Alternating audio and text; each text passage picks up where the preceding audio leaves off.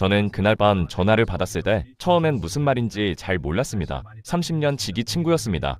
야, 나 요즘 좀 이상한 것 같아. 수화기 너머로 한참 침묵이 흘렀습니다. 그리고 그 친구가 처음으로 고백한 건 아내 옆에서 피곤한 척, 모른 척 잠든 척 했다는 이야기였습니다. 딱 한 번이 아니었습니다. 솔직하게 여쭤보겠습니다. 요즘 밤이 예전 같지 않으십니까? 분명히 피곤한 것도 아닌데 몸이 말을 듣지 않는 그 느낌. 머리에서는 신호를 보내는데 아래에서는 아무런 대답이 없는 그 느낌. 혹시 아십니까? 더 솔직하게 물어보겠습니다. 혹시 요즘 아내 앞에서 먼저 눈을 감아버린 적, 화장실 불 끄는 소리, 이불 넘어오는 기척에 괜히 숨을 죽여본 적 있으십니까? 부끄러운 이야기가 아닙니다. 대한민국 50대, 60대, 70대 남성 10명 중 6명이 지금 이 순간 똑같은 밤을 보내고 있습니다. 그리고 그 6명 대부분은 오늘 제가 드릴 이야기를 아직 모르고 있습니다. 이쯤에서 여러분은 이렇게 생각하실 겁니다. 나이 들면 다 그런 거지 뭐. 스트레스가 너무 많아서 그래. 나는 원래 그런 체질인가 봐. 25년 넘게 진료실을 지켜온 제가 단호하게 말씀드립니다. 그건 나이 탓이 아닙니다. 체질 탓도 아닙니다. 의지 탓은 더더욱 아닙니다. 진짜 범인은 따로 있습니다. 그리고 그 범인은 지금 이 순간에도 여러분 몸속에서 활개를 치고 있습니다. 이름은 활성산소입니다.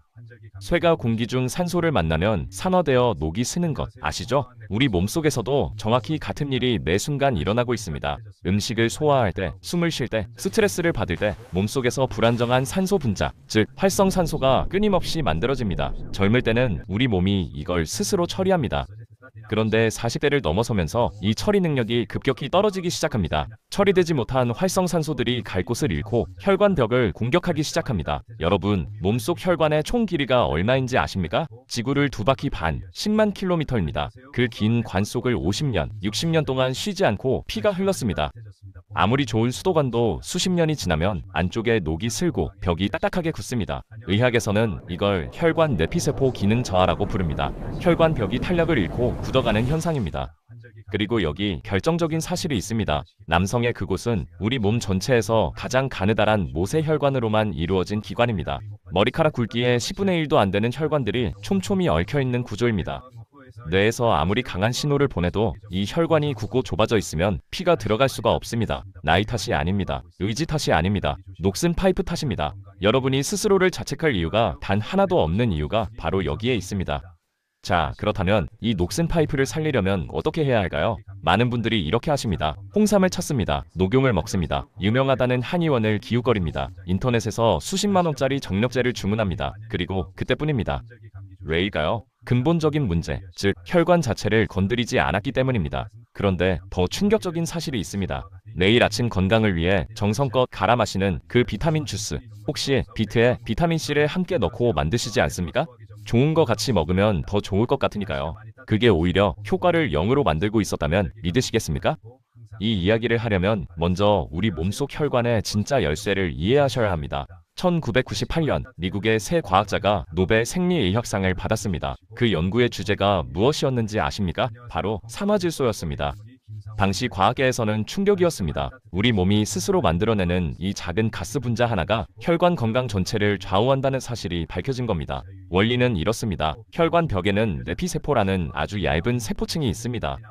이 내피세포들이 건강할 때 산화질소를 분비합니다. 산화질소가 분비되면 혈관 벽을 둘러싼 근육이 스르르 이완되면서 혈관이 넓어지고 피가 풍부하게 흐릅니다. 여러분도 이름은 들어보셨을 겁니다. 비아그라. 그 유명한 약이 어떻게 작동하는지 아십니까? 비아그라는 산화질소가 분해되지 않도록 막아주는 약입니다. 전 세계 수억 명이 복용하는 그 약도 결국 산화질소를 지키는 원리로 작동하는 겁니다. 그런데 문제가 있습니다. 산화질소는 만들어지자마자 불과 수초 만에 사라집니다. 그리고 가장 빠르게, 가장 집중적으로 이것을 파괴하는 것이 바로 앞서 말씀드린 활성산소입니다. 활성산소는 산화질소를 만나는 순간 즉각 반응해서 쓸모없는 물질로 바꿔버립니다. 혈관문을 열어줄 열쇠를 도둑이 채가는 것과 같습니다. 나이가 들수록 활성산소는 더 많아지고 산화질소는 더 빨리 사라집니다. 아무리 좋은 정력제를 먹어도 이 도둑을 먼저 잡지 않으면 말짱 도루묵인 이유가 바로 여기에 있습니다. 그렇다면 이 도둑을 잡을 진짜 무기는 무엇일까요? 두 가지입니다. 비트와 비타민C. 그런데 이 두 가지는 함께 쓰는 게 아닙니다. 역할이 완전히 다른 두 선수입니다. 먼저 비트를 설명해 드리겠습니다. 비트 안에는 질산염이라는 물질이 전 세계 채소 중 가장 풍부하게 들어있습니다. 시금치의 5배, 상추의 8배 수준입니다. 이 질산염이 우리 몸에 들어오면 놀라운 일이 벌어집니다. 혀 위에 살고 있는 착한 세균들이 이 질산염을 아질산염으로 바꿉니다. 그리고 이 아질산염이 혈관으로 흡수되면서 최종적으로 산화질소로 전환됩니다. 즉, 비트는 우리 몸이 나이 들어 스스로 만들기 힘들어진 산화질소를 외부에서 직접 공급해주는 역할을 합니다. 꽉 막힌 8차선 도로에 불도저가 지나가며 길을 시원하게 뚫어주는 것과 같습니다. 런던 퀸 메리 대학교 연구팀의 논문에서도 비트 주스를 섭취한 그룹이 그렇지 않은 그룹보다 혈압이 유의미하게 낮아지고 혈관 기능이 향상됐다는 결과가 확인됐습니다. 그런데 비트 혼자서는 부족합니다. 비트가 낮에 힘차게 닦아놓은 혈관길이 밤이 되면 다시 무너집니다. 낮 동안 쌓인 활성산소들이 밤새 그 산화질소 열쇠를 빼앗으러 달려들기 때문입니다. 그래서 밤에 지켜줄 수비수가 필요합니다. 그게 바로 비타민C입니다. 그런데 여러분이 알고 있는 비타민C, 즉 피곤할 때 먹는 보조제, 그게 아닙니다. 우리 몸의 항산화 방어 시스템은 여러 단계로 이루어진 정교한 네트워크입니다. 그 안에서 비타민C가 맡은 역할은 아주 특별합니다. 비타민이라는 지용성 항산화제가 있습니다. 세포막 안으로 직접 들어가 활성산소를 막는 강력한 방패입니다. 그런데 이 비타민 E도 활성산소와 싸우고 나면 스스로 손상됩니다. 산화된 비타민 E는 더 이상 방패 역할을 못합니다. 이때 비타민 C가 등장해서 손상된 비타민 E를 원래 상태로 재생시켜줍니다. 비타민 E는 최전방에서 싸우는 전사이고, 비타민 C는 그 전사가 쓰러지면 다시 일으켜 세우는 군의관입니다. 비타민 C 없이는 비타민 E도 금방 바닥납니다. 여기서 끝이 아닙니다. 비타민 C는 혈관 내피세포가 산화질소를 만들어내는 효소, 이노스라고 하는 이 효소를 직접 활성화시킵니다. 산화질소 공장의 가동률 자체를 높이는 겁니다. 하버드 의대 연구팀이 수차례 입증한 사실입니다. 정리하면 이렇습니다. 비트는 낮의 공격수입니다. 산화질소를 직접 공급해 혈관길을 뚫습니다. 비타민C는 밤의 수비수입니다. 활성산소를 막아 그 길을 밤새 지켜냅니다. 공격수와 수비수가 같은 시간에 같은 자리에서 뛰면 서로 방해가 됩니다. 비타민C가 고농도로 존재할 때 혀 위의 세균이 질산염을 아질산염으로 전환하는 효소 활동이 억제될 수 있다는 연구 결과가 있습니다. 같이 갈아 마시면 편하지만 두 선수의 타이밍을 망쳐버리는 겁니다. 비트는 낮에, 비타민C는 밤에. 이것이 핵심입니다.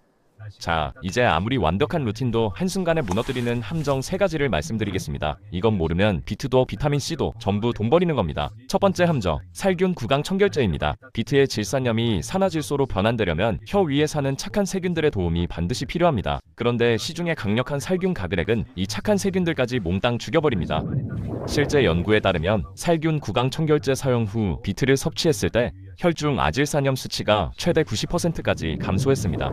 비트를 아무리 열심히 먹어도 산화질소로 전환되는 통로 자체가 막혀버리는 겁니다. 비트를 드시기 전에는 절대로 살균 가글을 하지 마십시오. 두 번째, 밤늦은 야식입니다. 남성의 발기, 특히 수면 중 자연적으로 일어나는 야간 발기는 몸이 완전히 이완된 부교감 신경 우세 상태에서만 가능합니다. 늦은 야식은 장을 밤새 쉬지 못하게 합니다. 장이 열심히 일하는 동안 우리 몸은 전투 태세, 즉 교감 신경 우세 상태를 유지합니다. 혈관이 수축됩니다. 비타민C가 아무리 열심히 지켜봐야 닫힌 문은 열리지 않습니다.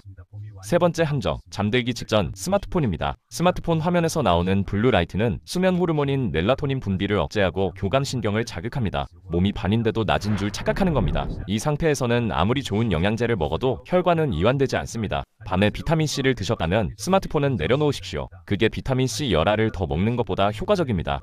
자, 이제 내일부터 당장 실천할 수 있는 방법을 드립니다. 거창하지 않습니다. 딱 2가지, BB 333 법칙입니다. 하나, 점심 식사 후 비트를 소주잔 3분의 1분량만 드십시오. 더 많이 드실 필요 없습니다. 위가 약하신 분은 생비트 대신 살짝 쪄서 드시면 소화도 잘 되고 질산염 흡수 효과는 그대로입니다. 가글은 하지 마십시오. 비트 먹기 전후 30분은 살균 가글 금지입니다. 둘, 저녁 식사 후 30분 뒤 비타민C 300mg에서 1000mg을 물 1컵과 함께 드십시오. 공복보다 식후가 좋습니다. 위 자극이 덜하고 흡수도 안정적입니다. 드신 후에는 스마트폰 내려놓고 가볍게 산책이나 스트레칭을 하십시오. 부교감 신경을 켜주는 가장 쉬운 방법입니다. 셋, 이 루틴을 딱 3주만 지속하십시오. 우리 혈액이 한 바퀴 순환해서 혈관 내피세포가 새로운 환경을 기억하기 시작하는 최소한의 시간이 21일입니다. 이틀 해보고 포기하시면 안 됩니다. 3주는 버티셔야 세포가 기억합니다. 마트에서 몇천 원이면 구할 수 있는 붉은 비트 한 덩어리, 그리고 하얀 비타민C 한 알. 이 2가지가 수십만 원짜리 보약보다 여러분의 혈관을 더 확실하게 살려낼 것입니다. 처음에 말씀드렸던 제 친구 기억하십니까? 3주쯤 지났을 때 전화가 왔습니다. 별말은 없었습니다. 한참을 웃더니 고맙다, 딱 2글자만 하고 끊었습니다. 저는 그 2글자가 무슨 의미인지 알았습니다. 여러분도 아실 겁니다. 우리 몸은 포기하지 않습니다. 우리가 포기하지 않는 한 내일 점심 비트 한 조각, 내일 밤 비타민 C 한 알. 이 사소한 시작이 여러분의 남은 인생을 바꿔놓을 것입니다. 오늘도 여러분의 활기찬 내일을 진심으로 응원합니다. 감사합니다. 구독과 좋아요, 그리고 남몰래 고민하는 주변 분들께 이 영상을 꼭 공유해 주십시오.